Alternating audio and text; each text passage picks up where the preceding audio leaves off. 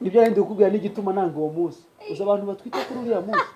bari kwizihiza ngo ni urukundo reka abantu bose bavutse reka mbara amezi numve mu kwa 11 havutse bangahe bavutse ku munsi harimo inshuti zanjye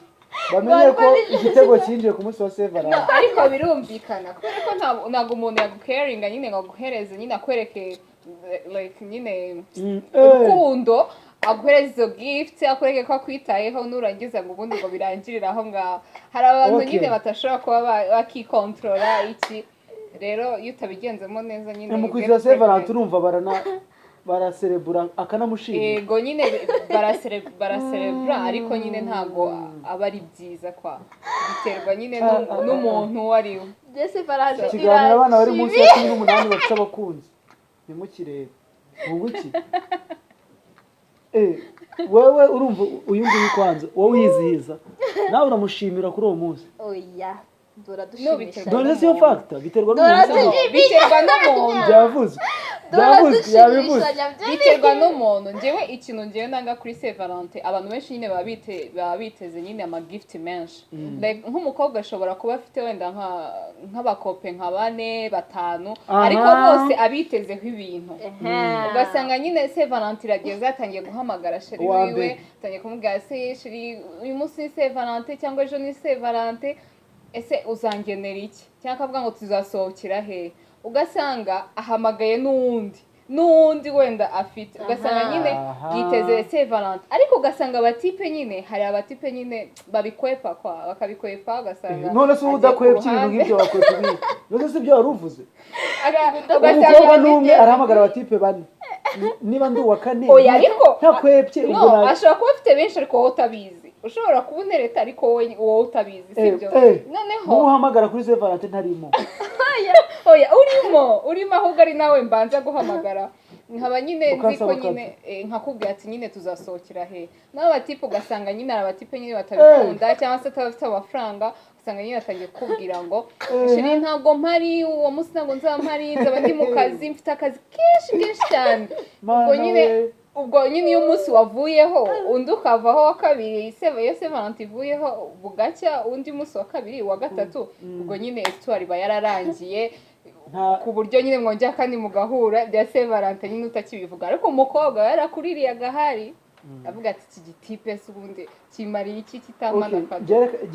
reka mbyanzure gutya sibyo abantu bumva ko bafitiye ubushobozi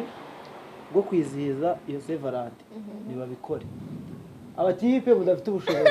wijya gufata ideni ubwira umujama mani wangurije 5 ngurije ntabwo bireke niba udafite amafaranga yo kubikora bireke si ngombwa ufite amafaranga fata sheri wawe umujyane Mariya tumugurira cyane twibeke n'abagenzi bacu b'abakobwa baba baswa nuko batigeze babona impano ugasanga aragiye bayiguriye akarabyo yiguriye n'udushokora n'uduki twose aho ngaho agiye kuri Snapchat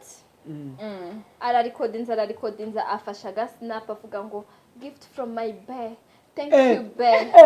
Oh my God! Valentine is boo. Umva ibyo ntabwo byavamo rwose ntabwo byavamo pe nimumbwira ahubwo mfite umukunzi shokora ya make nangahe oya ntabwo ari surprise ngo nzamusigira ariko even if niyo mugurira shokora ya make n'urukundo ivuye ku mutima niyo mugurira bombo y'icumi cyangwa y'ijana cyangwa ya 50 ukayimugurira just ukayimuhereza biterwa n'agaciro mugumane izo bombo zanyu z'icumi uwo muntu nyine ahine nzayigura ivuye ku mutima mugumane nzayigura ivuye ku mutima sambusa nawe uragukwepa kuri Severance kunkwepa ego komana ibyo oya wewe ushobora kubuzi ko yakubwije ukuri ariko nta waguhaye impamvu kuri Severance impamvu nyine zihoraho iyo umuntu atabishaka impamvu ntabwo ihora ariko hari n'igihe umuntu ashaka kuguhereza akukubwira nyine impamvu yiwe ugasanga nyine niyo y'ukuri ariko agasanga ari n'uwundi nawe wabikwebye kubera impamvu runaka wenda ashobora kuba afite abakobwa benshi agomba gusohokana muri uwo mwanya ari wenda cyangwa njyewe ntari kuri list uwo munsi hari n'igihe umutipe atabivamo ugasanga nk'umutipe afite wenda reka tugire bake cyangwa benshi biterwa n'umuntu wari afite nk'abakobwa bane bakundana ese gute ngaho ni umunsi umwe tariki 14 z'ukwa kabiri ni umunsi umwe kandi bose bazi ko ari wowe sheshi wese ubwo wabigenza kankwereke yabyoroshye cyane ntabwo njya mbikora kuva saa moya za mu gitondo kugera saa 4 uwo ni umukunzi wo muri karitsiye ngomba kujya kumusura nkamushyira ya sambusa ayimuha cyangwa ugaca akarabo ku muhanda fast muri jaridi wabo ndajya ku muhanda gukora iki ninjira kuri jaridi wabo mpita nkakuramo ahita nkamuha uwo ngo savuyemo asigaye 3 kuva saa 5 kugera saa 8 niyo ndi wo ku ishuri twahuriye ku ishuri byarangiye twaganiriye n'agashokora nakakuguriye biba binoroshye bariya ubundi reka nkwereke umuntu ufite agaciro ni wa musheri ubundi umuntu ufite abasheri benshi aba harimo umwe w'imena uwo nguwo umunsi wa kane nimugoroba mbaye mbwiye congratulations abantu batera ivi kuri Saint Valentin ni intwari cyane mu munsi utibagirana ababona abakunzi kuri Saint Valentin n'abantu hari nabo bakatira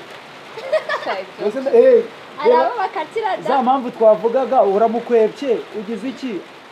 cyangwa se gusanganye n'undi mukobwa cyangwa baba we pole sana urumva nyine muhita mujya mu bibazo ibintu genda bizi bikunda kuba hari umutipe byabayeho gutya kandi nibirebera gutya nandi muri restaurant ntabwo nayivuga naba namamaje ndi kwinywera icyayi abantu kipe araza ari kumwe n'icyuki umutuku hasi bana hejuru ipantaro y'umutuku agashati k'umukara barinjira baricara abantu abahinjiye umumere uhetse umwana iyo n'impeta arayimuhereza rero abantu mubyirinda ari umwana w'isi ari umwana w'uwo mugabo wasohokanye umukobwa yinjira umumama ahetse umwana ikamuhereza impeta yikomereza ibyo bintu mubyirinde rero mujye mwipasa iyo muri bugereho nimwipase miremire ni ukuri uzasohokera Yesu ubundi wowe njyewe niba nzajya Dubai nzajya Mexique ntabwo niduhurira mu Biryogo nanjye nzamenya ko ndi Dubai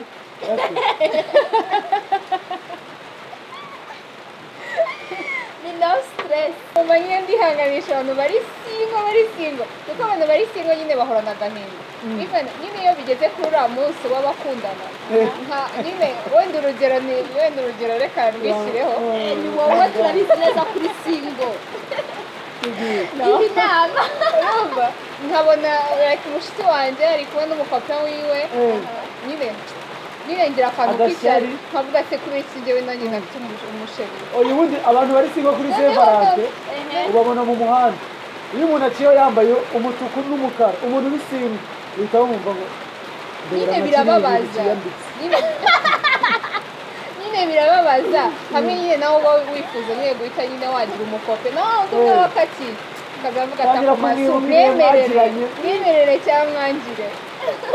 nyine ukumva nyine birakubabaje ariko nyine abantu bari singo nabo turabihanganisha ubwo next time ni mwebwe nange muzabicara abantu bari singo umunsi wa Saint Valentin ni w'abakundana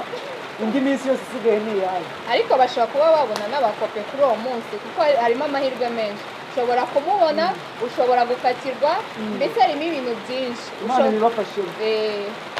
rero ku bantu bari guteganya dore ko ari ejo bundi umunsi mukuru w'abakundana Valentine Day